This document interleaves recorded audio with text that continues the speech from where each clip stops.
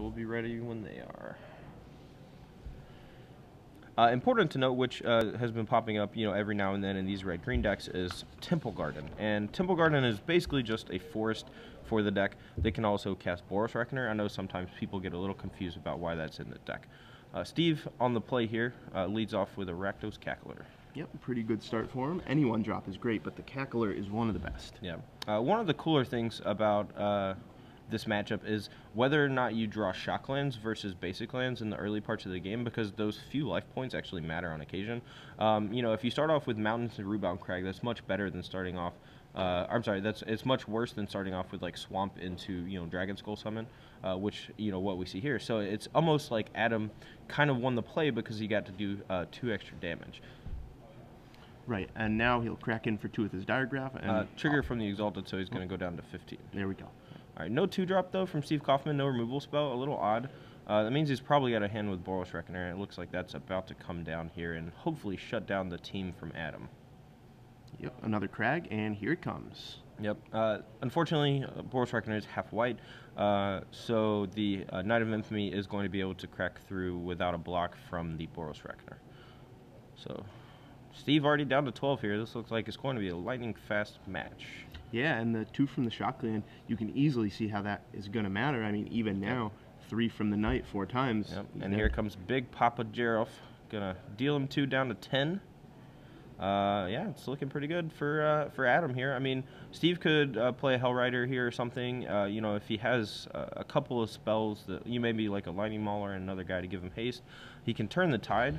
But he is at 10 already, and he's looking at 7 points of damage on the board just from Adam alone. And if Adam plays, a Falconwrath Aristocrat or something like that, he's just going to take the skies, and it's going to be really hard for Steve to win. So no Hellrider. Looks like he does have a Gore-Clan Rampager should Adam decide to block. I don't know if he actually should block. It's pretty close. If all he wants to do is attack with the Knight of Infamy, since the Boros Reckoner on the other side is posing, that looming threat for the rest of his creatures, I could see him blocking here. Even if he gets Rampager, he only goes to 12, and Steve uses most of his turn to do so. Right. I definitely think I like that block with all the burn that Steve has, with all the, basically reach that Steve has. It seems good to block here. Right. And I would definitely just hold back Gerald's Messenger to block here, since the Boros Reckoner is that huge threat. If he draws a Victim of Night, I could definitely see attacking. Maybe a Tragic Slip too, so you could just do it after combat damage. Like, you don't mind taking a little bit from the Boros Reckoner, and he doesn't have the extra mana up to give it first strike, so you would be trading off while taking just 3 damage here. So. Ooh, and Pillar comes down on the Stromkirk Noble, clears out one of the blockers. Yep, and that makes sure that he can't just chump block the Knight of Infamy should he want to. Personally there, I think I would have attacked with the Gerald's Messenger. If he wants to Boros Reckoner, he's still going to take 2 from the Knight and then another 2 from Messenger. Messenger's going to be a 4/3. I can understand, not wanting to just get your creatures, your field shrunk, Right. But instead, the Messenger will be on D, maybe to block the Cackle or something like that. Steve Kaufmann looking at a Boros Reckoner in play, a Cackler in play, another Cackler in hand. It seems like Boros Reckoner really likes the D. Yeah, he does. So Adam, pretty far ahead right now. It seems like Steve really needs to have something besides this Rakdos Cackler to really pull ahead. A Hellrider would be phenomenal, though he really just wants a creature to be able to block and trade with Knight of Infamy, but there aren't that many things in his deck. Looks like he's gripping a Firefish Striker and maybe a Lightning Mauler. I see another red card. I think he's been missing land drops, so he's probably going to unleash the Rakdos Cackler, and then I assume just play the Firefish Striker and try to trade with the Knight of Infamy. Oh, wow, look at this. He just says go. Yeah. No attacks at all, not even with the Cackler. He can't afford to lose those 2 points of life from the Messenger here. Yeah, not without, getting some major damage in with a Boros Reckoner. And looks like Adam forgot to untap a Swamp. I'm sure he'll notice in just a moment. Untap it. Miss trigger. Yeah. Tap Swamp. Stays tapped forever. So, this actually doesn't happen all that much in these aggro mirror matches that are just, especially Zombies versus Mono Red. It doesn't usually come down to both players just saying go, with a bunch of creatures untapped. It's kind of strange to see this. Boros Reckoner does that a lot though, where it forces one person to just like sit back, and then with both players, don't really have boards that match up well against the other one. I mean, this is something that you're going to see on occasion.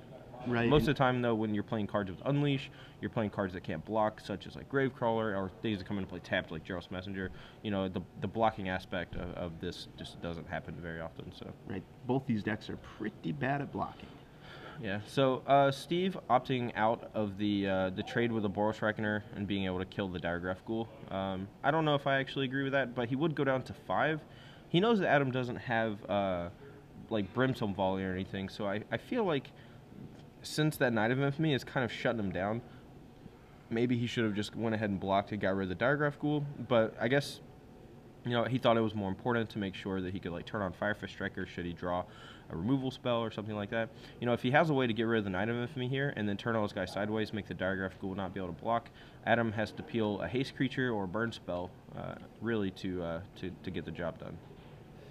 Yeah, and it's pretty interesting. Adam has 3 Thundermaw Hellkite and 4 Falkenrath Aristocrat. None of these have made an appearance, but any of them, if they do, are pretty much game over if Steve doesn't have removal.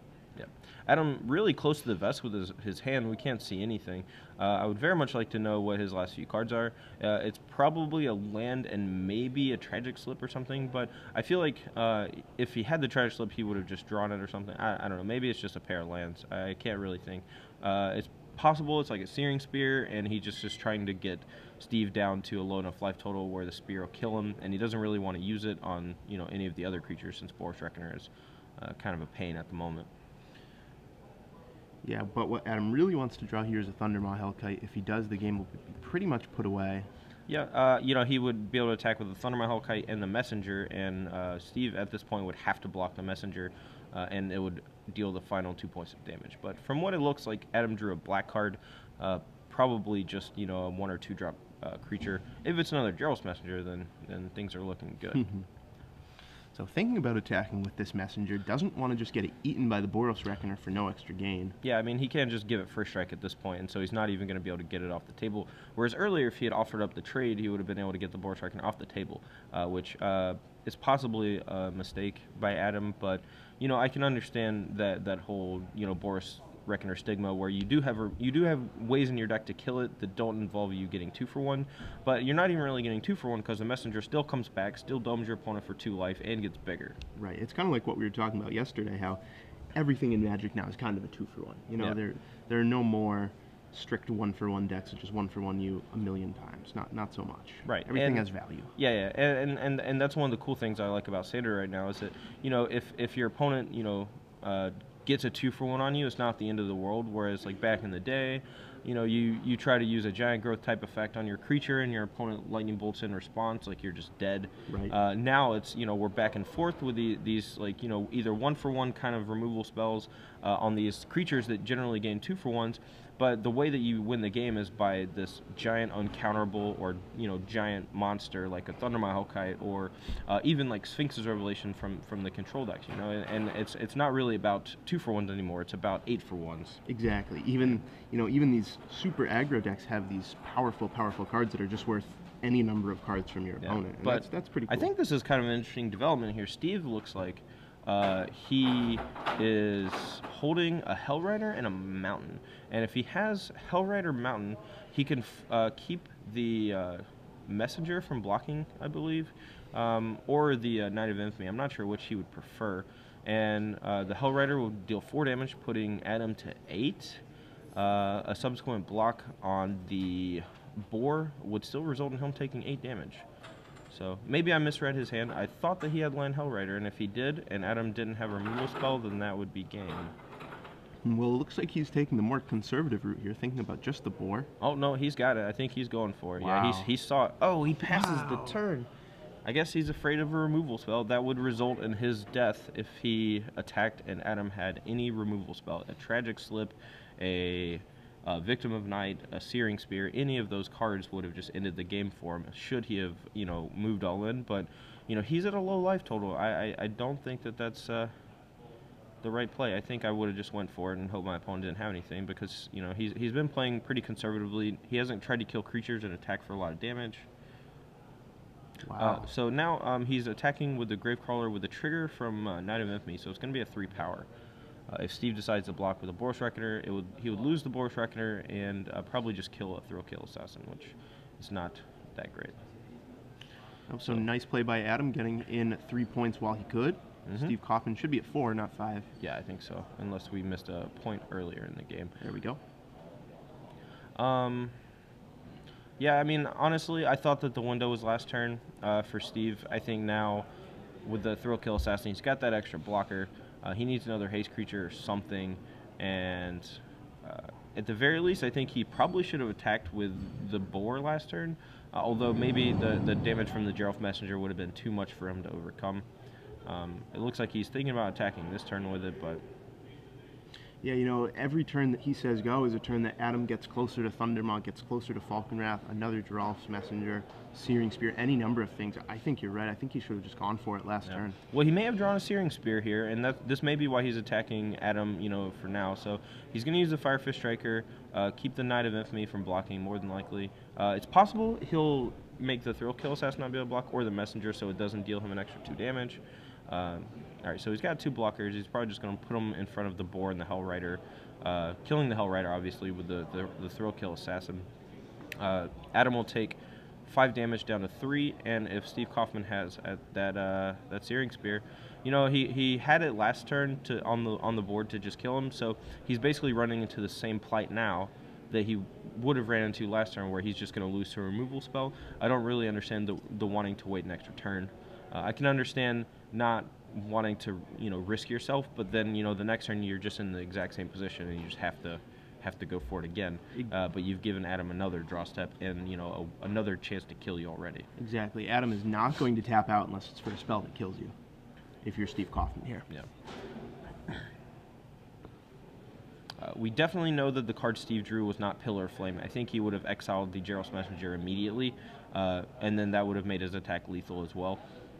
But yeah, we're just going to see damage down to take 5 down to 3. Let's see if he's got it. Well, doesn't look like it. He's binning his creatures. We're resolving combat. Oh, maybe. Nope, just the 3-drop. 3-drop.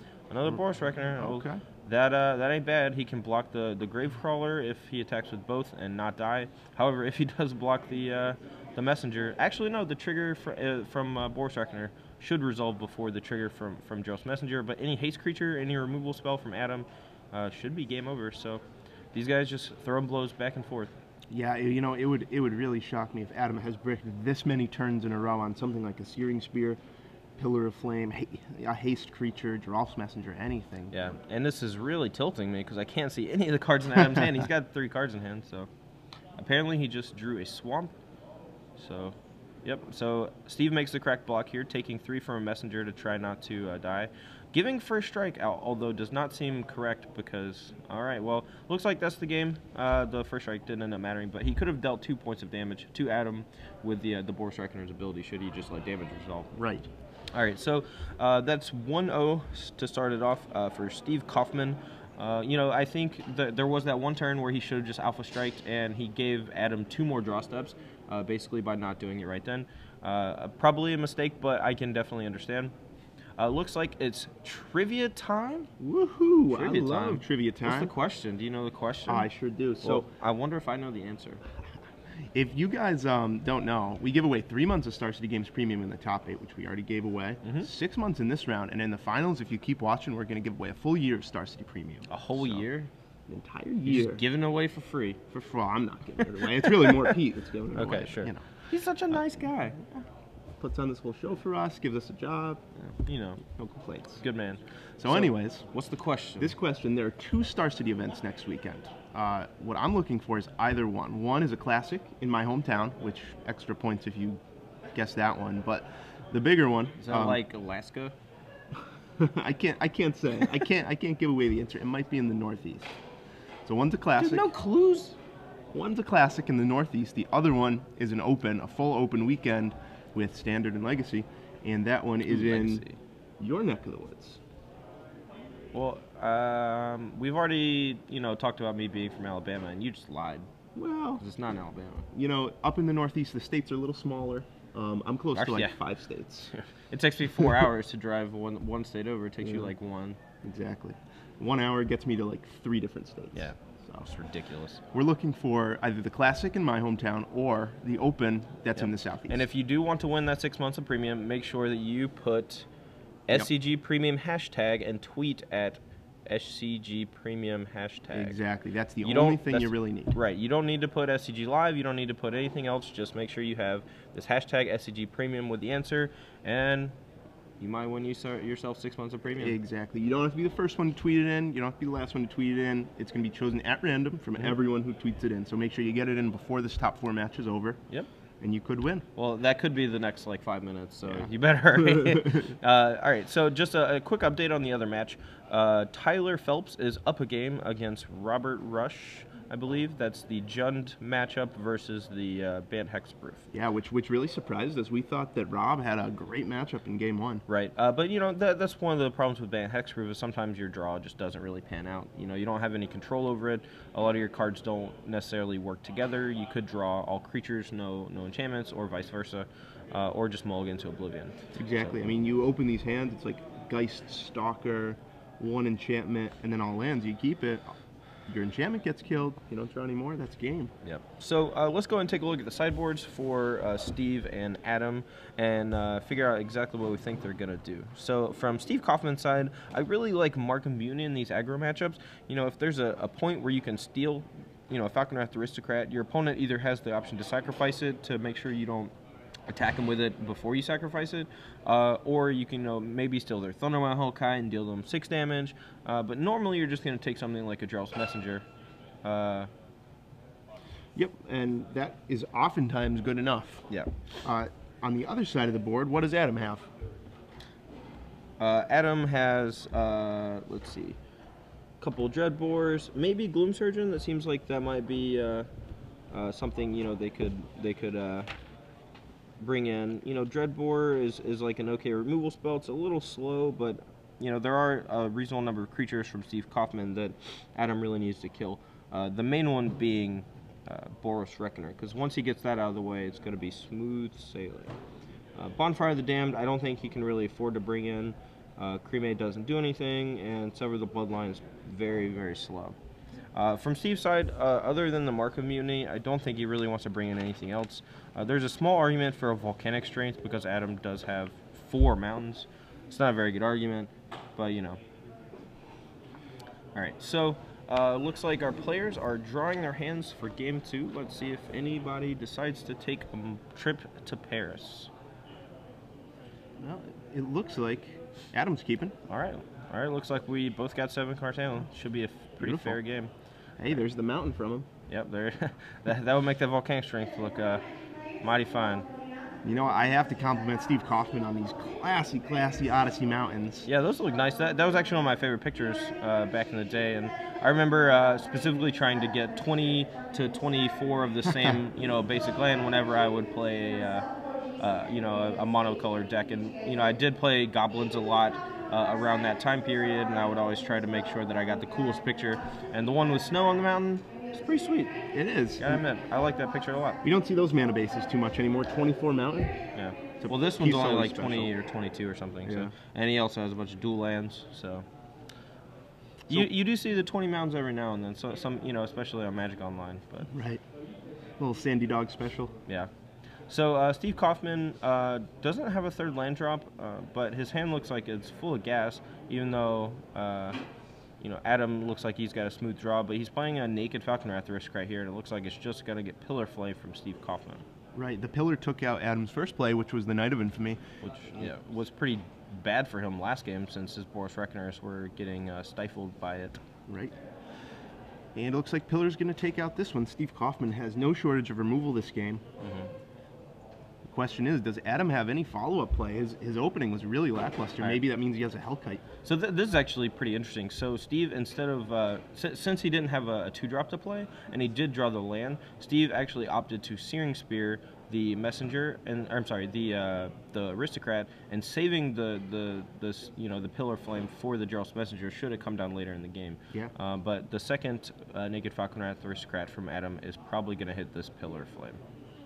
Yeah, so Adam's just hoping that Steve kept a creature heavy hand, not a removal heavy hand, but unfortunately for him, Steve has 3 of his 7 removals. Yep, and the land from Steve means he's going to be able to play Boros Reckoner on top of the Pillar Flame, so this game is turning much more heavily in Steve's favor, but Adam still has a lot of, big draws to really dig out of it, Thundermaw Hellkite being the primary one. Right, really tight play from Steve last turn, playing the 2-mana spell, so that this turn he can play the 3 and the 1-mana spell, exactly enough mana, maximum use of his resources. Right. Well played. Yep. I mean, that's a pretty common mistake. Pillar Flame has 2 uses, which is nice. And a lot of players, they'll be like, well, Searing Spear does more damage. I'll use the Pillar now so they'll get to Spear later. But just using, like you said, using your mana resources every turn is very important, especially in these matchups where, you don't always have the time to untap and still be able to use a removal spell and cast a creature. And it looks like Steve played it perfectly. Yeah, so Adam just ships the turn right back.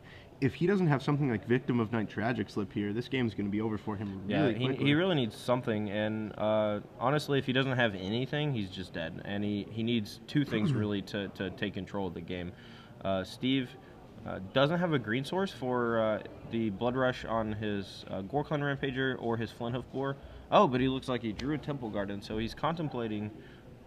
This is strange. I thought he drew a Temple Garden. Oh, so Adam says, no, go back in your attack step, Spear the Reckoner, and that's... Okay. Okay. All right, so Adam, so he was playing around Gorkon Rampager, but there's no green source in play, so I don't understand that. The Temple Garden in his hand, maybe he wants to play it tapped so he takes 2 less damage. Or he just wants to cast the Gorkon Rampager. Wow. Honestly, I didn't even think. I mean, that's, and I think that maybe that's a better play than just playing the board and attacking and holding on to the Gorkon Rampager. The extra 4 damage is important when your opponent's at a low life total, but at this point, just having a 4/4 trampler is huge. Yeah, I didn't even think about that. It's you so rarely see the Rampager played as his 4/4 form, Right. but right here it's better. Yeah, and I was so confused why he didn't play the Temple Garden pre-combat, and then he showed me. He's just putting Big Daddy into play. Yep. And All right, so here comes a 3rd Searing Spear from Adam, but his tank's empty. We're gonna take a swing for 6, putting Adam to 4. He really needs he needs a Victim of Night or a Dreadbore to kill this guy, and he didn't draw it, so that's gonna be the match for Steve Kaufmann, 2-0. congratulations, Steve. 2 pretty tight games, but in